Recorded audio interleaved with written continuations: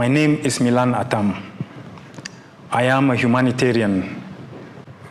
I operate a small company in South Africa that offers technical support to governments, to the private sector, as well as to international organizations in the area of disaster risk reduction, as well as general humanitarian preparedness and response. I am also an activist, a Southern Cameroonian activist, who has been involved quite intimately with the struggle for the restoration of statehood of Southern Cameroons.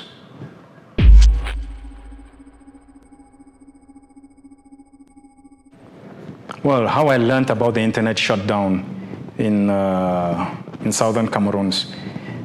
Again, we all have families back at home. We talk to our families on a daily basis, so it wasn't something that should have lasted 24 hours before we got to know. We knew about this almost as soon as it happened because we were unable to reach our families. This also took place almost as soon as some of our leaders had been arrested and deported to Yaoundé. So very quickly, information was able to filter out to us outside of the country.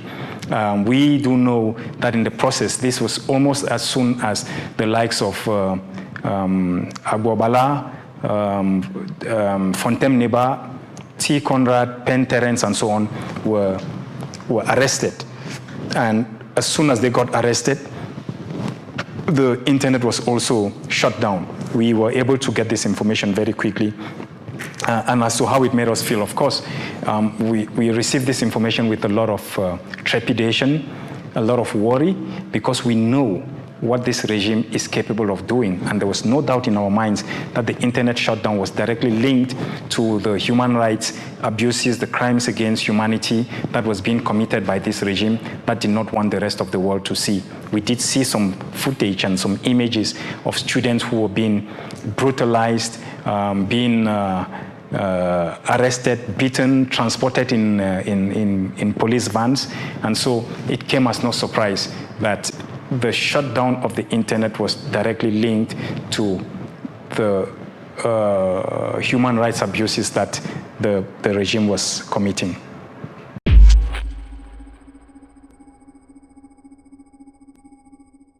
Well, this phenomenon of internet shutdown is a growing global phenomenon.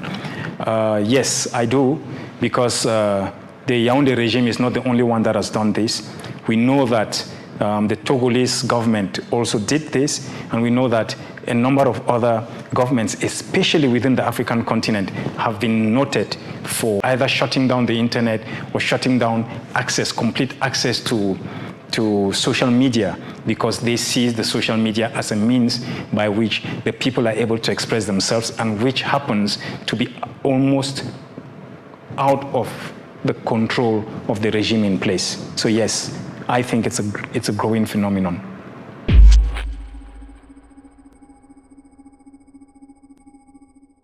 Well, reasons why regimes would restrict internet access or shut down the internet. Like I mentioned, the first is the fact that such a regime is trying to hide something. In countries where you have democratic principles, a respect for human rights, even when people are unjustly critical of their governments do not restrict their access to the internet. The governments do not restrict their access to communications medium or media. So only in countries where they have got something to hide do they shut down the internet.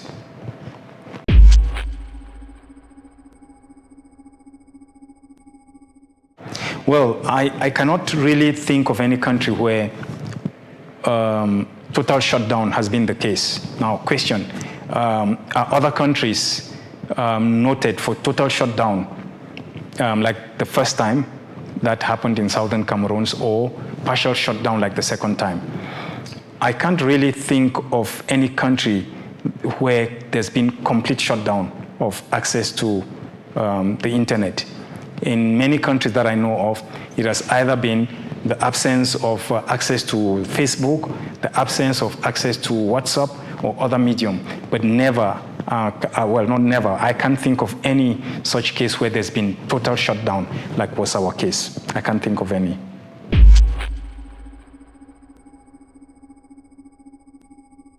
Well, what response would I expect? I think the response I expected is the response that we got.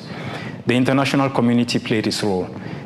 We had Al Jazeera, for instance, which gave us quite a bit of airtime just to let the world know what was happening in our country. We had a number of other media that also talked about what was happening in southern Cameroons. The southern Cameroonian diaspora played a very big role, being the fact that we were able to bombard the Twitter platform, the different social media platform, just to inform the world of the blackout that was taking place on our territory and the potential consequences of such a blackout. So I think that the kind of response that was expected is the response that we got. Perhaps not as much as we would have wanted. I don't think the international community played the role that it should have played. We have the likes of Amnesty International that reported on this internet blackout, but was that enough? I think that we would have expected to see a lot more coming from the international community, from the different international bodies, the African Union, the United Nations, and so on. I don't think that we got that much response from them.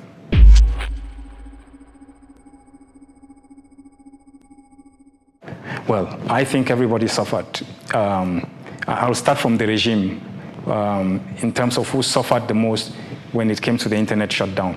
As a regime and taking the decision to shut down the internet, what that regime did was that it actually put itself in a very tight spot and demonstrated quite clearly to the rest of the world exactly what kind of regime it was. Then you take the telephony companies, which actually adhered to the demands of the regime to shut down the internet. By so doing, they did not only demonstrate how much they were in bed with the regime, they also demonstrated, it was a clear demonstration of how much they were able to forfeit or their principles for the sake of commercial interest. The companies that went ahead and shut down the internet did so to favor the regime, but at the same time, they lost a lot of business. And I think that in itself was a price that they paid. Perhaps the person who paid the most is the common person on the street, our mothers and fathers in the deep villages who were not able to communicate with the rest of the world, were not able to communicate with their children and their loved ones across different territories of the world. Remember that foreign remittance happens to be the bulk of what our people survive on. And the simple fact that the possibility of remittances back at home was curbed, completely cut out, also meant that a lot of our people were deprived of the help that they were getting from the diaspora. But perhaps just to mention that if there was one major setback for the regime in terms of who suffered the most during this shutdown of the internet, was the coming into place of the Southern Cameroons Broadcasting Corporation, SCBC. Remember that during the internet shutdown, our people started to dig deep and wide to find out what were alternative sources of communications. And I remember that we were personally shuffling between different countries, talking to different players, trying to find out what were the other mediums in place which we could use to be able to access our people and be able to disseminate information to them. And I think by the simple fact that we were able to introduce the SCBC as a result of the internet shutdown, it was a big blow to the regime. And I think that's how we can also classify the regime as having suffered the most, because with the advent of the SCBC, actually put the fear of the ancestors into the hearts of the regime.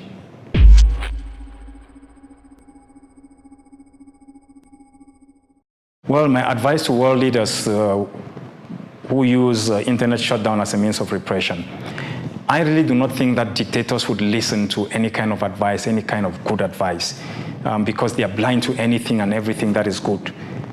Generally, they are so blind that they don't even see that what they're doing is causing harm to them.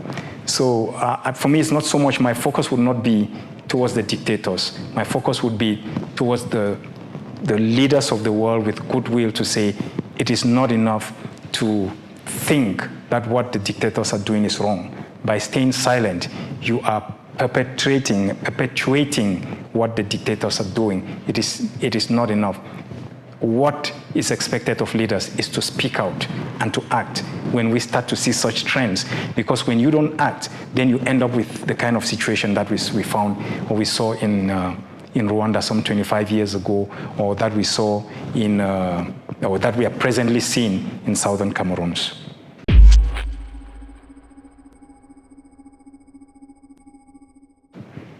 Well, why regimes would feel the need to shut down the internet in their countries? Largely because they have something to hide. Very often it's regimes which are not transparent, and so they would shut down the internet so that the rest of the world cannot see, witness what they are doing to their own people. And in the case of southern Cameroons, to see what they are doing to the people who are perceived to be the others. And this identity of otherness is what the regime has been using against our people for the past 6 decades. And I think by having a narrative on the one hand that says, oh, we are one and indivisible, but where on the other there is the identity of otherness that says, we are us, but you are the other, and for that reason we are going to treat you in an other way, then also gets such regimes to treat people who are not perceived to be part of their people differently, and which is what we've seen happen in other countries where genocide has happened, because there is always the feeling and the identity of the other, like is the case of our people who have been perceived today as being the other.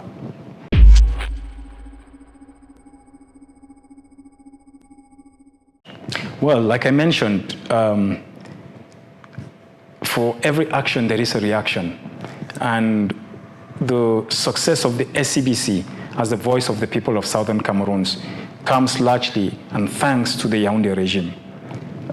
If the Yaoundé regime had not gone out of its way to deprive our people of the means to communicate and talk to each other, perhaps we might not have had SCBC today. So, like I said, by depriving our people of access to communications tools, it pushed us to start looking deep and wide for other means. And that's how we were able to come about the SCBC. Today, the SCBC is the veritable voice of the people of southern Cameroons. We see how it has galvanized our people and has helped us to forge an identity and an awareness of self and a pride of self, which was not there before when you had a regime that had put into place a national medium of communication that was there to only favor the one, but not the other. So that feeling of otherness and being deprived has actually pushed us to the point where we now have a medium that is ours, of which we are proud and of which we've got complete control, and of which the regime has got no control over.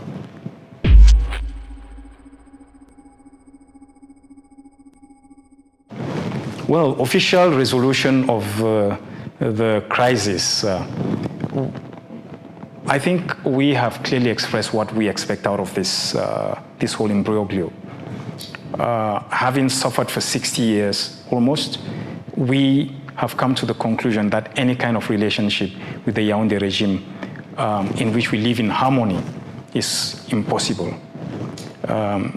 You know, the late John Garang always said, when the Khartoum was talking about Sudan being one and indivisible, he said that Sudan is not one and indivisible. And if you want us to stay united, then make unity attractive. Yaoundé has not been able to make unity attractive. And as a result, we think that the best way forward is to go our separate ways. But for us to go our separate ways, it is important that we sit around the table and discuss on very friendly terms about how we want to do this separation. And that is why we insist on the presence of a credible third party to be able to sit and have this conversation, which will allow us to go our separate ways without having to insult each other, without having to fight and kill people, and having our people to go through the kind of suffering that they're going through. The determination that our people have shown over the past 1.5 years, almost 2 years, is clear testimony to the fact that no amount of brutality, no amount of tricks and amount of everything that's false is going to fool our people anymore. We've learned our lessons, and I think we are very, very clear that we just want to go our separate ways.